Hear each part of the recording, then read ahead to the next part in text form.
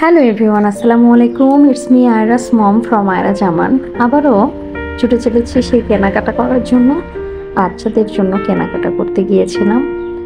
আসলে একটা শিশুর 6 বছর বয়স পর্যন্ত তার ব্রেনের ডেভেলপমেন্ট হয়, সে কারণে ওদেরকে একটু হলেও চেষ্টা করি ভালো কিছু খাবার খাওয়ানোর জন্য।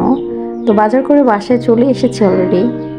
সবসময় মনটা অতটা ভালো লাগে না যে পরিপাটি করে রাখি, তবুও যতদূর পেরেছি করেছি। বাড়ির রঙের কাজ এখনও শেষ হয়নি, তাই সব জিনিসপত্র একদম সাদা হয়ে গেছে। ওরা যখন পট্টি করছে, বাড়ির কোনো ফার্নিচারই ঠিক নেই, আবার সেগুলোকে নতুন করে আবার রং করাইতে হবে। তো আমি ডিম একটু বেশি করে কিনে ফেললাম।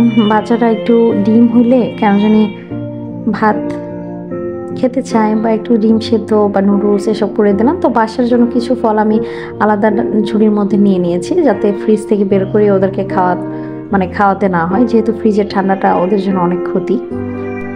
মাঝে মধ্যে চিপস খাওয়ার জন্য বায়না ধরে আমার মেয়ে, যখন কার্টুন দেখে। তো ওদের জন্য চিপস নিয়ে আসলাম। আর আমার ছোটো মেয়ে ফর্মুলা খায়, ওর জন্য আনতে নিয়ে এসেছি। নুডলসের প্রয়োজনীয়তাটা একটু বেশি হয়, সে কারণে ভাবলাম একটা বড় নুডলসের নিই। তো কাজ করতে করতে একটু ক্লান্তি লাগতেছিল, ভাবলাম একটা মিষ্টি খেয়ে নিই, যদিও আমি অনেক মোটা হয়ে যাচ্ছি তবুও। তো সব শেষে গোছানোর পর মোটামুটি বাচ্চাদেরকে খাওয়াতে বসেছি। তো আশা করি সবাই আপনাদের সবাই ভালো থাকবেন, আপনাদের পরিবারের সঙ্গে সময় দেবেন।